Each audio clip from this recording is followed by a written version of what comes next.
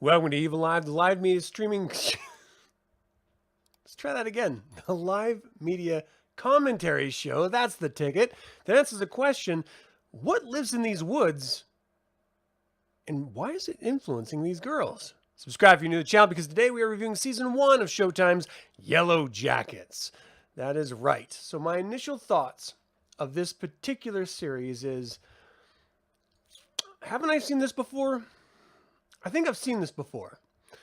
The truth is it's an amalgamation of so many familiar storytelling tropes that it's, I don't know, it seems really familiar and hence frustrating when it doesn't continue down the path that you expect it to in any given moment. But there are good things, and so we're going to talk about all of it here. Chris, how you doing? Good week so far. That's a lie. All right. So the log line of this is a wildly talented high school girls soccer team becomes the unlucky survivors of a plane crash deep in the Canadian wilderness. Set that up, it sounds exactly like Alone, Lord of the Flies, and The Ritual all rolled into one, and it is exactly all of those rolled into one. All the good stuff about those, and all the not so great stuff about those. But that being said, it's all there, right? Aaron, how you doing, hon? No, you're not fired at all. I actually enjoyed this more after I got past the 5th episode and the 6th episode, because it started out really, really strong and it ended really, really strong. And there's just, it's uneven in its tone throughout. And I understand why, because what they're trying to do with this series is tell like 3 different stories all at once. And each of these 3 stories have interwoven characters and narratives between them. And it deals with abstract emotional concepts that are so challenging for people just to accept and understand within themselves, that to then project them from an actor or an actress or a role and to have them fully be understood by an audience might be a bridge too far. But that's not to say this isn't amazing. And I want to give you some sort of proof of this, because this is 100% certified fresh on Rotten Tomatoes. 100%. That doesn't happen with series. It's an 80% audience score. So the critics desperately love this, with good reason. And the audience favorably looks on this with very kind eyes, and for good reason. And let's talk about some of the most important reasons. And that's going to be, well, arguably, we have Melanie Linsky, we have Christina Ricci, and we have Juliette Lewis, who pretty much carry this entire series. And, well, season 1, I should say. I haven't seen season 2 yet. And the reality of it is that the 3 of them are jumping back and forth in time from their youthful actresses, played by Sophie Nelson, Samantha Hanratty, and Sophie Thatcher. And one of the strengths that Aaron had actually made a note about was that it feels very well cast between the adults and the children. And you're getting the sort of It vibes when it bounces back and forth. And you can't really help it, because that, first of all, the original TV series of It did a really good job of pairing up kids with adults in their sort of past and future roles. And then It, the film, the 2-part film series, did a brilliant job of pairing up the adult versus the kids. And this follows suit. You really do get those wonderful, like the big eyes of Christina Ricci in Samantha Hanratty. You get Melanie Linsky's just sort of demeanor, her sort of innocent Midwestern demeanor out of Sophie Nelson. Juliette Lewis's sort of heroin chic crack whore look, which I gotta say something about Juliette Lewis. Growing up, I first cut my teeth on Juliette Lewis in National Lampoon's Christmas Vacation, which I still watch every single year and I desperately love. She's not great. She's not a great actress. She's never been attractive. I can't make the connection whether I'm not understanding her or everyone else is just bloviating her abilities. She's good. She's not great. And she's strange, like genuinely strange. And it could be because I see myself in her, which which might explain why I'm not attracted to her, because I'm not particularly attracted to myself. Um, I like the girls, and so it's just strange that I see her behavior and I see my own behavior echoed, and it's a little bit unsettling. Um, I don't know. I can't really put my hand on it. I can't put my finger on it, and I'm not going to waste your time trying. So I'll deal with that in my own head later on. Okay, so again, this is created by Ashley Lyle and Bart Nickerson, but each individual episode was written and directed by a plethora of different writers and directors. So there's no true consistency that you get as this is my vision and I am writing it down and directing it. You get, and maybe that's part of the reason why I think it's a little uneven. You get a bunch of different writers contributing to each episode, and tonally, it just sort of pushes and pulls a little bit too much for me. And ultimately, when you reflect on the entirety of season 1 from its beginning to end, it doesn't tell you what the story says it tells you. And I'm going to make some huge spoilers here. So if you don't want to know any spoilers about this series, stop watching now. My biggest complaint about this entire season so far, well, the first season of the series, is that it led you to believe that these girls lost their fucking minds and reverted to cannibalism in order to survive. It says that straight up in the synopsis of this show, so it's not a surprise. But you never actually see any cannibalism at all.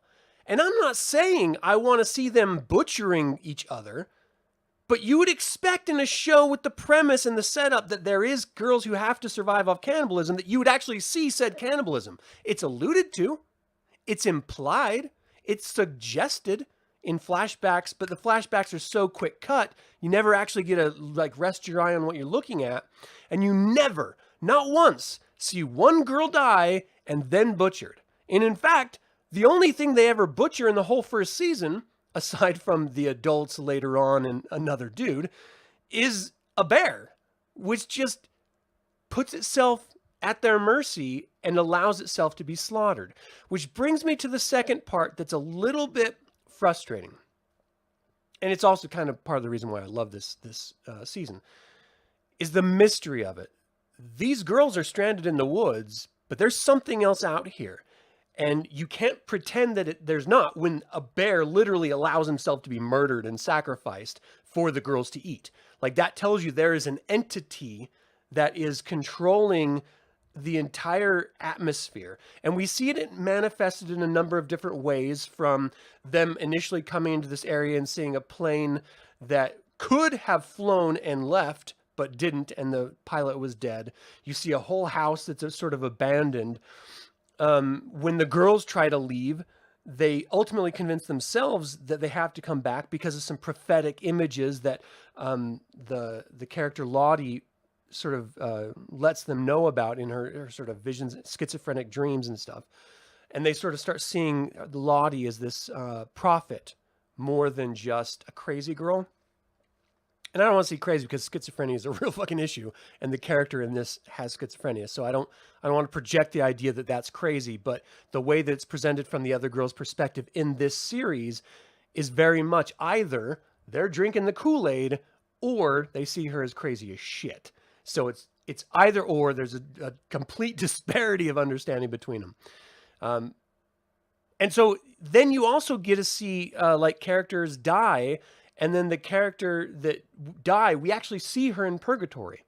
And we see her, sort of being taken care of, given hot cocoa. But she sees everyone, not only the people that died before her, but all the people who died after her, supposedly are going to die after her. And there's someone in the distance, someone behind all the other people that she's out here in the woods with, who's like the one pulling the strings. And so you're led to believe that that dude, whoever that shadowy dude figure is the entity that they're all sort of at the mercy of in this wilderness situation. And they have to pay homage to him in some way in order to make it out alive. And I'm led to believe that because as soon as Lottie starts seeing visions and is willing to sacrifice, because she says that it, whatever it is, wants them to make sacrifices and worship it, then they start to get things like food. Now, this may all change in season 2 because I haven't seen it, but as far as my perception of season 1, that's sort of the premise of this wilderness area that these girls find themselves in. So let's see here. You're sad to admit you bailed after a few episodes, interested to see if there was a mistake and you need to revisit. I would say it's worth a revisit. Again, I only started getting tired of it in episode 5 and the first half of episode 6.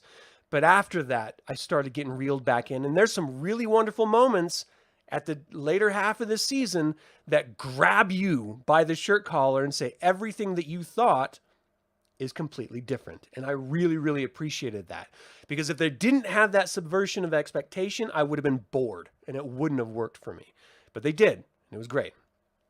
So let's see. Yeah, you really need some positive reviews about this show. It's not just you at all. You actually always felt something about that, the way that you're not a big fan of, but can't explain exactly. Yeah, I don't know what it is. It's weird. You want to say something but don't want to spoil anything? Yes, please don't spoil season 2 yet, because I'm watching that tonight. Well, I'm going to start it anyway with my wife. All right, so let's talk about the structure of this series, because it does bounce in each episode between the past and the present, meaning between the girls set up to be sent over to the soccer game where they ultimately crash and land in the wilderness, and then the aftermath. In the aftermath, you only see 4 of the characters that were actually trapped. I'm led to believe there's a 5th that I'm super stoked to find out about, but I haven't seen her on screen, like in my mind, even though she's on the damn poster, which is messed up because this is supposed to be a season 1 poster, but it might not be. And so I'm led to believe that she's going to be in season 2, or maybe I missed her somehow in season 1. But anyway, there's only 4 characters. You got Melanie Linsky, who I know from Coyote Ugly, of all weird references to know her from. But she's been in a bunch of comedy films, and she was in the latest season in 2 of the episodes of The Last of Us. I like her as an actress. I think she does a great job embodying the role of Shauna Shipman in this. It was really funny because there's a moment between a girl named Shauna and a guy named Adam, and they get together and bump uglies. And my wife and I just sort of looked at each other like, all right, that's us.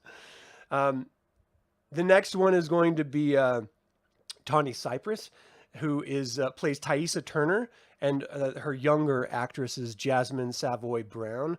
The third one is Christina Ricci, and she plays Misty Quigley, this sort of like straight up sociopath. Like, I think I have understood her at watching this as a serial killer in the making. Like, she is 100% sociopath, crazy. And Christina Ricci plays her brilliantly. Now, first of all, I think Christina Ricci has been sort of typecast just because of Addams Family, and I think that's unfair because she's a brilliant actress in everything I've seen her do other than that. And I love the way her face looks. I love the way that she can play with her eyes and her lips and her facial features in order to really sell an emotion or a moment. In this, she's underselling it the entire time, just sort of being, like she's about to like rip someone's skin off their face, but you just don't know when it's going to happen because she's playing it so close to the vest. It's very, very cool. Do you guys enjoy the past scenes take place around the same time as our teenage years? Yeah, I want to get to that too, because that's an important point of it. I graduated high school in 95. And so all of the music that is in this film, whenever they do the flashbacks, I'm just like, I remember that. Like, oh my gosh, that played so much on the radio. That was too much. Even the way that they put together the title sequence, though I think it's about 3 times longer than it should be, it's 100% 90s. Like that's like, give Nine Inch Nails a VHS recorder. I feel like they would come up with something similar, Trent Reznor. So it felt very apropos to what they were trying to sell. And so I bought it 100%. We did have a long argument about whether Oh gosh, where is she? Is it It's Simone Kessel and Courtney Eaton. No, that's Lottie. It's Lauren Ambrose, who's the one that I got spoiled on. I loved her from 6 Feet Under. She's amazing. She's in Servant, and I thought she was amazing in Servant, even though that series ended up shitting the bed. And Liv Hewson, the young girl, we were convinced that she was the girl from Stranger Things for like 4 episodes. It's not her. It's actually, she was in another show that we had watched, and that's why we made that connection. Because she does, all redheaded white girls look the same, right? I'm going to say it. I'm putting it out there. You all know it already. I'm not telling any tales out of school. In the same way that all white people smell like baloney, all redheaded white girls look the same. I'm putting it out there. All right. So, I thought the era and selling the era worked wonderfully, especially when it came down to like the coach who's gay, who Misty, Christina Ricci's younger character, is like obsessed with and really wants to have sex with him. So much so that she's like poisoning him and shit. But she doesn't realize he's gay, and he can't come out because it's the 90s. And in the 90s, that was seen infinitely worse than it is today. Like, there was no gay marriage in the 90s. That wasn't a thing. So he had, and of course, the stigma of small towns, or arguably any town, was really like horrible to homosexuals. And so he has to keep it under the vest. He can't tell anyone. He can't even tell the girls. And when it does finally come out, it feels earned. It feels great when he's finally admitting it. And then when he finally admits it to the world, I'm going to get to that in a second. It was beautiful. I loved it so much. And then she finds out, and it's just this big deal. Anyway, all right. So everything about it I bought for the eras, especially nowadays. I like how they put this together visually in our modern time. I'm assuming it's modern time. I don't remember seeing a date. All right, that being said. All right, so we have Shauna Shipman, who is the cornerstone of this entire show. She is our lens, our seemingly our normal lens into the insane shit that we're about to see throughout the course of this season. And that is to say that she is not a normal person. And we learn that at the end of the season. But at this beginning part, she is like the normal. She's not really into her husband, but she's with him because it's convenient. She starts to become convinced that he is actually cheating on her, and then sees her with other women. And then she ultimately ends up having an affair with a guy named Adam. This guy. So Shauna has an affair with Adam. That's my household. And then crazy stuff happens. And I'm going to get to the crazy stuff in a second. But she's having an affair only because, first of all, Adam is wildly aggressive toward her sexually, which is weird because seeing her, I would never be. I mean, I'm not supposed to be that Adam, so I understand that. I'm just saying she's not a particularly sexual woman. I see her as a Midwestern mother figure, not like this sexual being, which I know she is. I know, I get it. Just shut up. I get it. But no thanks. I'll tap out before I tap that, if you know what I mean. So anyway, then we're introduced to Tawny Cypress playing Thaisa Turner. And Thaisa Turner is this young black woman when we first meet her, young black girl really, who really, she doesn't like the stand-in girl who came in to play on the soccer team with her, and she actually like trips her. So we get that she doesn't mind being rough and tumble, but as an adult, she ends up running for office, and she's in this. She herself is a lesbian. She's gay, and she's dating the.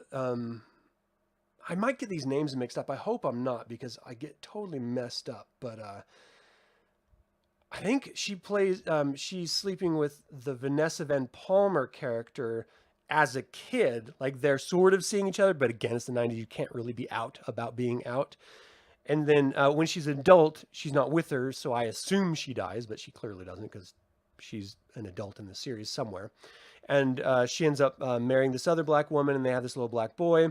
And you notice that things are starting to be strange with her.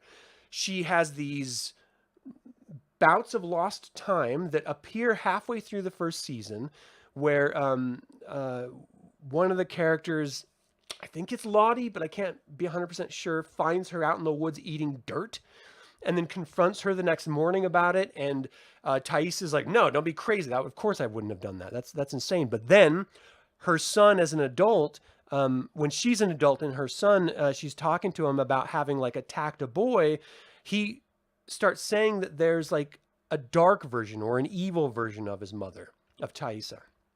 We start to realize that he has seen her as she sleepwalked and gone outside and ate dirt. And it does some infinitely worse things that we find out at the very final episode of this season. So it's this terrifying moment where she realizes that she can't even trust herself. Like she has no control over the trauma that she's trying to bury ultimately, but ultimately she's processing through subconsciously. And it's like twisted her reality. And now it's affecting not only her spouse, but also their child. And the terror that sort of sets in the midst of the most stressful possible thing you could deal with, which is a political campaign, is a little bit too much for her to handle, even though she's barely hanging on by a thread. She ends up sending her family away to protect them, which of course creates this divide, which I think is probably going to be fully realized in season 2 after what we see at the end of season 1. And I'll get to that in a second. So then we go to the third person, Christina Ricci, who as a kid, Misty Quigley, is like the equipment manager of the team, but she has this desperate need to be helpful. As an adult, she's working at a nursing home and she's part of like some neighborhood watch program or something, but ostensibly she's completely crazy. Like she's lost her goddamn mind crazy. She's not like babbling and trying to lick her own ear crazy, but she is like a couple steps away from being a Jeffrey Dahmer crazy. And so, we're never quite sure when she says something. Does she mean that? Is she just playing it off? Because she seems to have some awareness about who and what she is, about her desires and fulfilling them. And she's not lost in her sickness, but she's definitely sick. And so as a viewer, you're not quite sure where she's coming from. And I like that about the character. It upsets me. It sort of puts me in an off-putting position. Oh, nice. Nice, Aaron. All right. So, as an adult, she ends up being like the cleaner. She's the crazy person that they all have to go to for a crazy situation. And she's the only one that knows how to handle it. And she handles it like a boss. Again, serial killer in training. Okay. And then we have Juliette Lewis's character, Natalie or Nat Scadarcio. I don't know. Nat. As a young girl, she is that bad girl. All the girls that I dated and hung out with, all the cool chicks, as I called them as kids. She was into drinking and drugs and sex and just sort of being a party girl, as, in the 90s, as those types of girls did. And I loved every minute of it. They were great. And so I completely connect with her character 100% as the kid. As the adult, I connect with her because she's a little bit, she's teetering between addiction and depression and possibly schizophrenia, some other like manic depression. She has issues that are not fully explored, but we know she went in for addiction. We know she's trying to be clean, even though she fails in this season. And we know that she is battling depression and arguably a sense of possessiveness over the character Kevin. Is it Kevin? Oh man, I hope it's, well, the character's name is Travis, but I think the character's or the actor's name is Kevin. Anyway, I think it's Travis, but it's like the coach's son, I think. So anyway, it's Travis. Thank you. So Travis is just a boy like any other boy. He's attracted to girls, but he doesn't really know how to deal with that. He's seemingly never really had a real relationship before. He's never gotten past second base, it seems like. And as soon as that's presented to him, kind of freaks out and he doesn't really know how to handle it, and it takes too long to put the condom on, so he loses his heart on, and he sort of, gets all this weird animosity toward Nat because of it, because he doesn't know why this is happening to him. He just doesn't, he's like every boy ever who is trying to deal with sex for the first time. He's just uncomfortable, confused, and doesn't know where to put his emotions or how to process them. And I love that so much because I felt the same way, and I really connected with his performance at that level. But Nat feels this intense connection to him, so much so that it breeds through, the trauma that they all experienced together, which is another reason why she's so connected with him. But they're also sort of two peas in a pod the whole time. And so when he gets out, the big premise setup is that he is found hung, and so she believes that he was murdered, but then his bank account was drained as well, and so it seems like he was murdered and it wasn't just a suicide. But as the show progresses, Nat initially is going to try to find whoever killed him, and it ends up being where she sort of accepts it and then tries to actually kill herself in the end. And then we get that terrible moment where we realize that, oh shit, the cult is still alive and thriving, as she is whisked away at the very end. So everything that she's looking for throughout the entire season, everything she's dealing with throughout the entire season, is all for naught, because she is the foil. She is the chaos that all the other characters have to try to manage while they're trying to keep their lives together. And that chaos brings in more chaos, as it does if you've ever had a friend who is just sort of that, madness about them. Every time you get together, some new drama happens, and, your lives are all upended until they move on, either through getting more money or going on a bender or something. We've all had friends like that.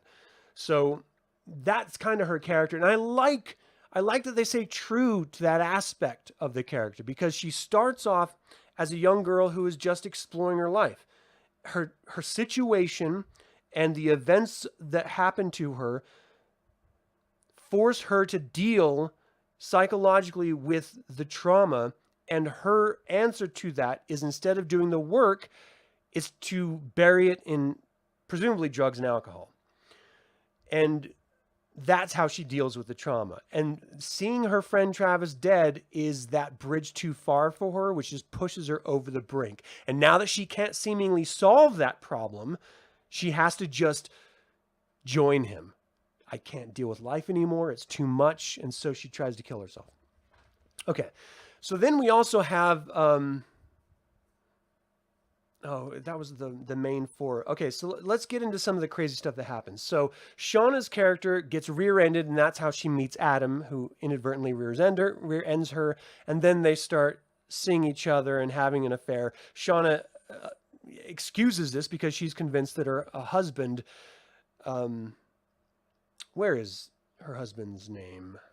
Jeff, played by Warren Cole as an adult and Jack DePew as a kid, convinced that her husband Jeff is having an affair. Really, he's not. He's just like, he owes money to loan sharks in order to keep his business afloat. And this is the twist at the third act of this entire show. We are led to believe through Shauna's experience that he is a piece of shit. That he not only cheated on his original girlfriend Jackie with Shauna, got Shauna pregnant, they got married afterward, now he's cheating on her. But the truth is that he desperately loves her, and he's trying to keep his business afloat.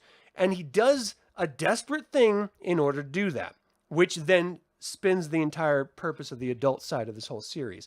And that is that he blackmails the other girls that were with his wife over in the wilderness. If you don't give me $50,000 so that he can keep his business afloat, because he has to pay back the loan sharks that he got the money from in the first place, then I'm going to put it out in the press what you guys did, what you went through, which is, of course, the elephant in the room that no one can see, cannibalism. Which I would argue, and the series does too, through the PI's perspective, through Misty's character as well, that's not that big of a deal. If you're out in the wilderness starving, you're gonna eat humans. Now, what would make it a big deal is if they killed the girls to eat them. But I've never seen that yet. It's suggested, it's alluded to, but it hasn't presented it. So, as far as the rest of the world knows, just tell them. Say, yes, people started dying off on their own and we ended up eating them to survive. And, people were dying from the wilderness and we just had to do it. It would be understood. It would be accepted. It has happened before. It will happen again. It is an unfortunate consequence of survival that everyone in those situations is going to have to reckon with. If you want to survive, you have to do desperate things sometimes. And so I feel like everyone would accept it. So I don't know how it's even a blackmailable situation unless they did in fact have to murder each other in order to eat each other. And the only way you have proof of that is if someone was stupid enough to have written it all down. Enter Shauna's diary. Because she did write down everything and she kept it in a safe and her husband had access to the safe. She thought Adam, her lover, had stolen it and was blackmailing them because she had him over at her house fucking in her family's bed, which is a weird choice to make, Shauna. What the fuck? And so she confronts Adam, refuses to believe his denial of her claims because at this point, this is the only possible explanation to her. And she murders him. We get a bunch of great flashbacks of the trauma that she's experienced, the fact that she's done this before somehow in some way. And so we're led to believe that she just sort of reverts back to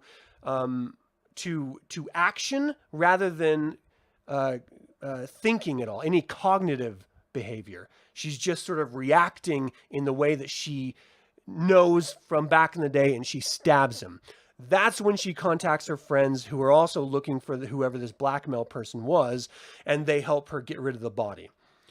However, the truth is that her husband, Jeff, was the one that blackmailed them, used the money to pay off the loan shark, and now they're faced with a dead body and the fact that her friends are going to want Jeff and the money if they ever find out, and he's going to then go to jail.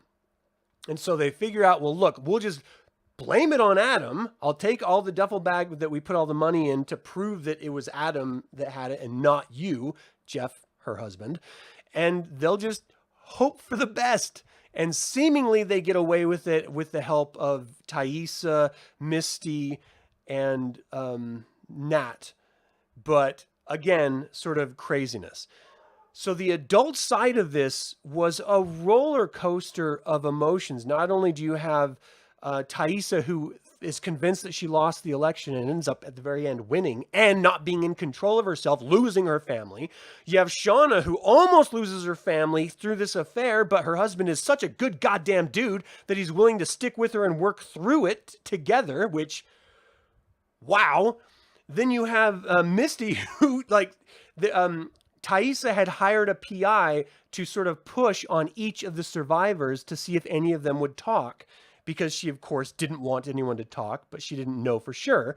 And then Misty ended up kidnapping this PI, and the PI is convincing her to tell her story in order to get escaped and get away. And you're never sure if Misty is really willing to tell her story or, join in with this PI until the PI actually gets out and ends up dying. And we find out that Misty actually killed the poor woman. In line with the character, so I bought it and believed it and loved it. There was a scene in this series that was weird. There was a reunion scene, which I didn't buy for a sec. It was like this girl boss weird setup. I'm all about empowering women in every possible way, but this didn't feel right. And it wasn't supposed to feel right. The whole premise is they're having their 25th anniversary. The girl who couldn't go with the team, her team, was setting up this whole anniversary in order to honor those that went with her. She's just trying to get a little borrowed equity with being, suffering the tragedy with her teammates, even though her teammates suffered the tragedy and she was home watching, I don't know, Power Rangers or Saved by the Bell or something. And so she's trying to connect to this sense of trauma, even though she has zero of it. And her accent is deep Jersey or something, and no one else's is. So it doesn't even seem like she grew up in the same area. Like it's way off. Like the tone is completely off. And then, yeah, she was. It was like she was playing like she was a caricature of herself or something. It was strange. And then they did like this whole big Tarantino entrance where all the surviving girls are walking shoulder to shoulder, slow motion together through the crowd of people, and they're all like doing like that's them, they're the survivors, they ate people. Ugh. I didn't buy any of it. It was all bullshit. The whole thing is bullshit. With everything going on, they just dealt with murdering and covering up a murder. There's families are literally being torn apart. There's a huge election going on, but everyone seems to just be present and in the moment to enjoy this and this fucking get together. And the second part that I didn't buy about it is that I graduated in 95. There was no 20-year anniversary. There was no 25-year anniversary. There's no anniversary ever that I was invited to. Not one. And so either I was as shitty as I expect I was. I was like this druggy rocker guy in high school. And so no one wants me there because they don't know, they actually turned into a successful human, which I understand. They wouldn't want that type of a person to show up if it was a thing. But does anyone ever do those after 1950s? It seems like an old school thing to do, not a modern day thing to do. I don't know. Have you guys, let me know in the comments or live chat if you're watching. Have you been to a high school reunion? And if so, is it as cringy as you would expect it to be? And if not, it's not real, right? It's all a lie. Because that's my guess, is they're all a lie. They don't really exist. Anyway. That being said, so let's talk about some of the trauma of the kids, because this is what sets up the adults being so messed up and all the craziness that they get into. I already talked about the entity that I suspect is controlling their behavior, but you get this character named Lottie who in the series description says she has schizophrenia, but she starts to see these visions and they start to happen. And then she is afraid that she's going crazy. So she goes to one of these girls who is this religious nut job. And every time I see a religious nut job in a series, I lose my mind. If you ever watch like... my wife and I have watched some of the seasons of The Amazing Race. And every once in a while, I don't mind if you're religious. I don't care. Like, do your thing. But there's like normal, and then there's like amped up to the nth degree. In The Amazing Race, every once in a while, you get like those amped up religious people, and it just makes my stomach churn. I want to vomit. It just upsets me because it's disgusting, and I don't believe that they believe anything, and they're just playing this role, and it's all a lie, and it's disgusting. I hate it. Okay. That's what this religious girl in the soccer team is. But anyway, Lottie goes to her because she's so confident about Jesus, and she ends up getting baptized, has this great like vision sequence of this nature elk beast god figure. And then she's sort of baptized into he who is above and below, of the sky and earth. And that, I was sold. I absolutely loved it. From that moment I saw that dream sequence. It was amazing. And she then starts to have a deeper connection with the forest. So she starts foretelling things that happen or sharing her visions, and other people start believing them because they start to come true, along with that bear allowing himself to be murdered by her in order to feed the group. But through her ascension, maybe, or something, it tears the team apart, because some of them are clearly, like, for example, Thaisa isn't buying it, but she's going to go along with it because her girlfriend is buying it. But Jackie isn't having any of it. First of all, Shauna slept with Jackie's boyfriend and she knows it, and she's pregnant by it. And so Jackie's all tore up because of that.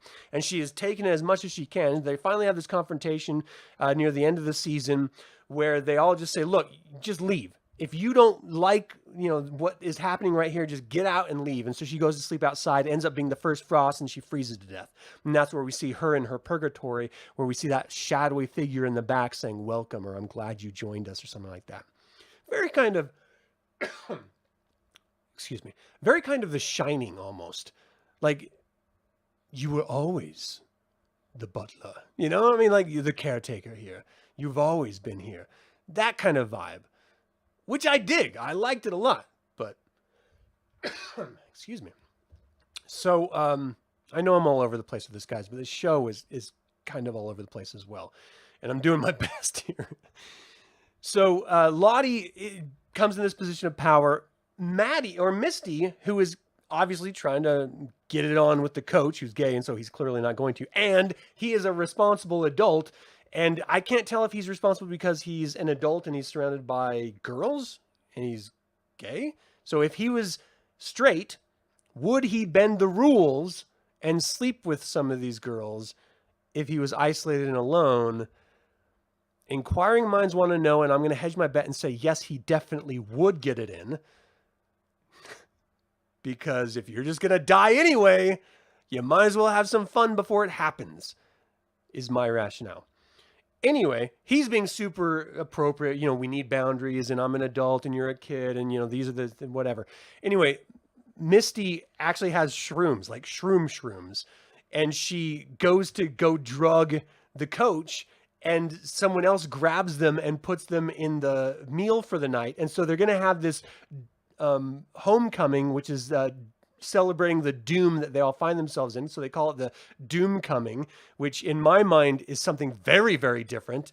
And I like it, but it's still a cool, like the way it sort of plays out is very cool. This homecoming of this sort of pagan ritual celebration vibe.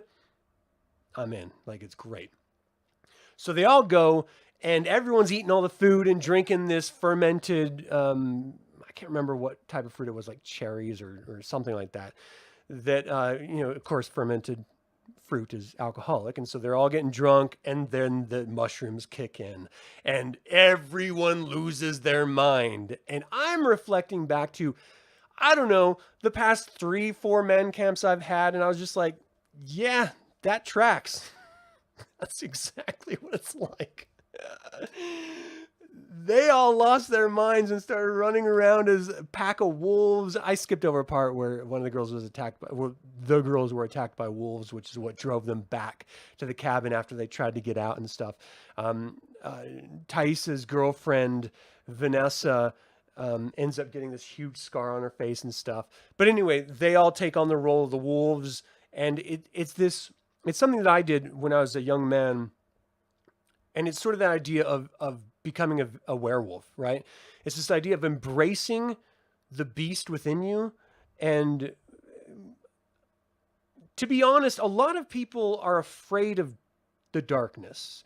That darkness meaning the more primitive and primal aspects of your psyche, the darker aesthetics that mankind celebrates and has since the beginning.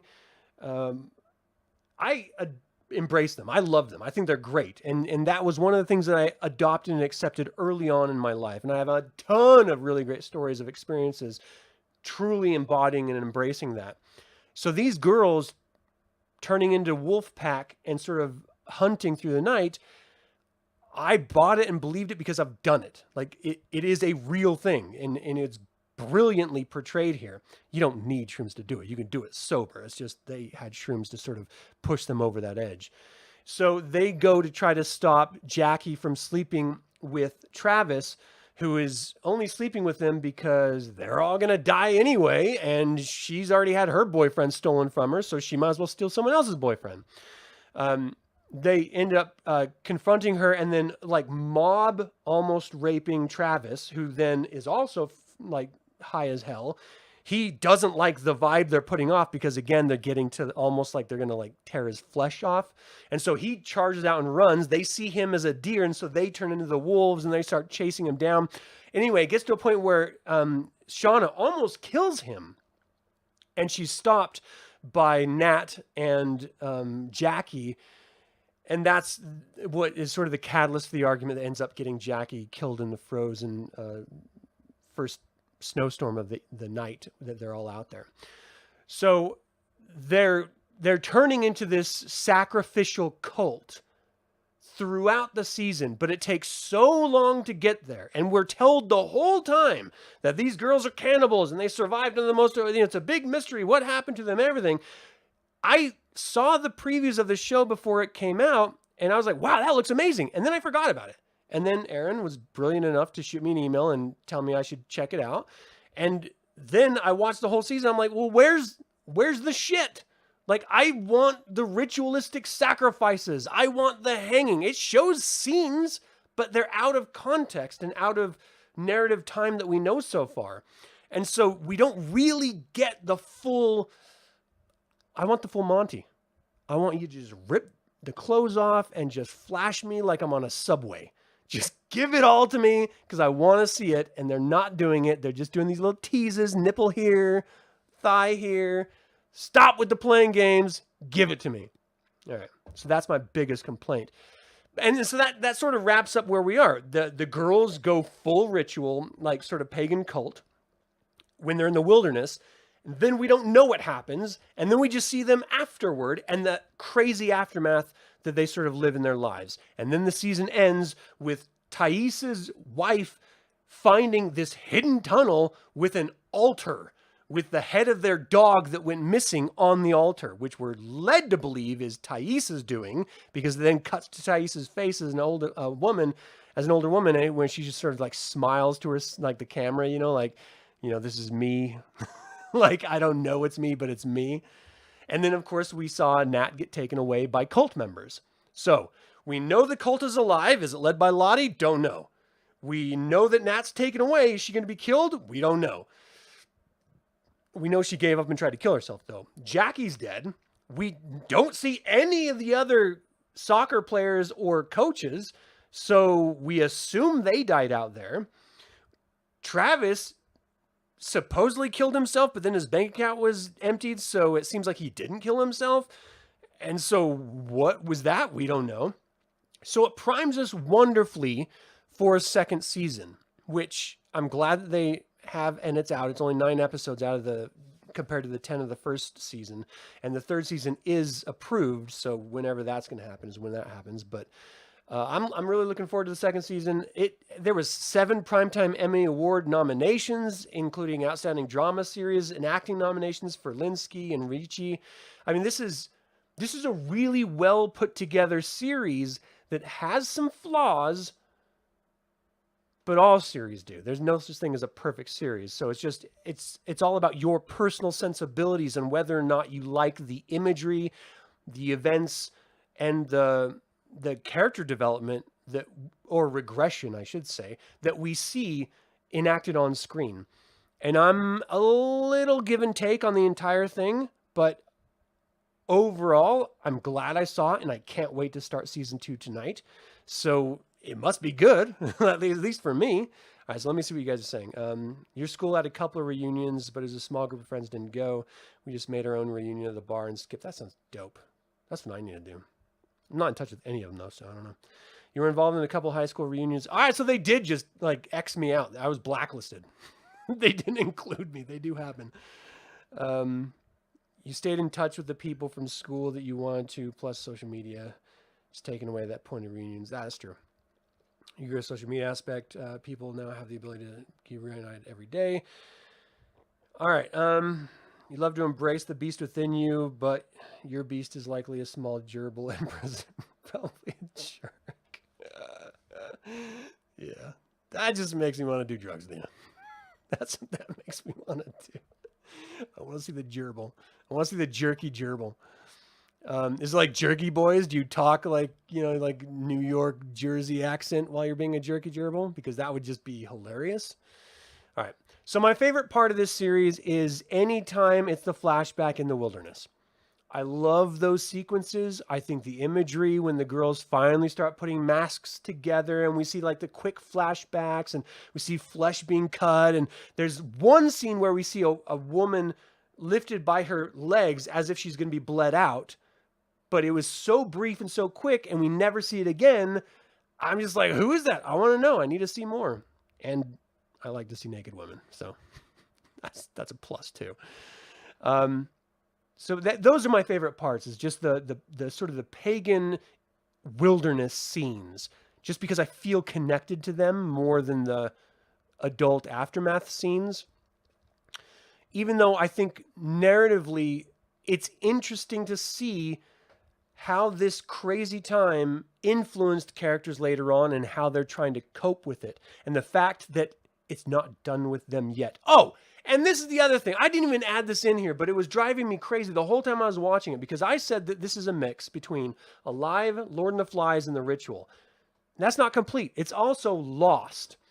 And there's so much of Lost, the series, in this season when it's the flashbacks to the wilderness, that I'm afraid that it's going to end up being like Lost and shit the bed at the end.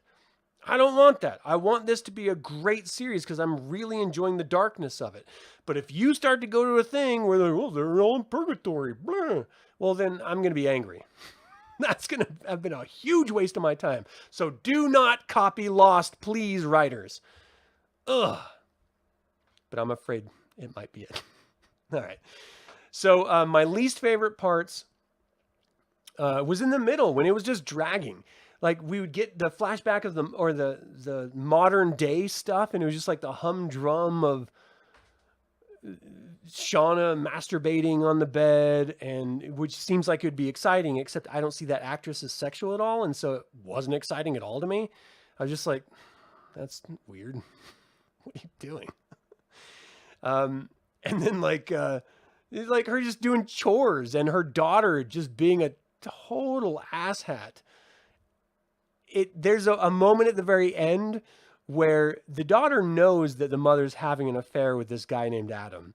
She's seen him. And so she's accepting it because the mom told her that the father was having an affair too, or something like that. But then at the very end, they're all sitting down happy because, everything's resolved and everyone's happy. And then it shows a wanted, like a missing persons information commercial on the TV that they're all watching together. So the mom and the dad know because they just got rid of that corpse. The daughter knows because she knows the mom was effing him, but she didn't know he died. And so she doesn't know the dad knows. And so she's sitting there all crazy like, holy shit. I don't know. It was amazing. It was a great scene. And I'm so happy that they threw that in there because there's no reason to throw that in there, but it's just so wonderfully awkward. This is my least favorite moment. So I don't know why I'm bringing up this entertaining moment. So anyway, it was the humdrum of modern day life that was my least favorite part. All that being said, this is a long review at almost an hour now. I'm going to end it. I only gave it 3 out of 5 evil eyes. And that's because tonally it is uneven. And I think I like the trauma that they experienced. I like the character development that we were shown. But there are so many gaps. What if this wasn't greenlit for a second season? It would have been the most unfulfilling first season of any series ever made. Because it promises a lot, and it doesn't deliver anything that it promises. It gives you glimpses of the cult stuff, but only really pays it off at the very end. And then only very minimally. And so it presented this idea of something that I desperately want, but then it didn't give it to me. It just said, oh, this is going to come in the next season, so stay tuned. Yeah, well, you had 10 hour-long episodes to give me what you promised me. Why do I have to stay tuned for another season to be given what you already told me I was going to get? Doesn't make sense. So, because of that, you only get 3 evil eyes. Yellowjackets. And you better like I don't know. Anyway, I would have given it 3.5, but I don't do half eyes because it would just be like ooze coming out. That'd be gross. So 3 evil eyes from me. Thank you guys so much for tuning into this weird all over the place review. I get it, but that's me. So if you're tuning in, hopefully you like that. All right. You had me at Naked Woman. You'll give the show a revisit. It's so brief, you're not going to be able to see it. You're going to be disappointed. All right. Thank you all for tuning in. I really appreciate your time and attention. Let me know what you think of Yellowjackets. Have you seen the first season? Have you seen both seasons that have been released thus far? Did my review live up to your experience? I want to know what you loved about this and what didn't really land for you. And if you tapped out, like some people here, let me know. And as always, like it or not, evil spelled backwards is live. So get your tookuses out there. Maybe not as much as these girls in the wilderness, but be evil.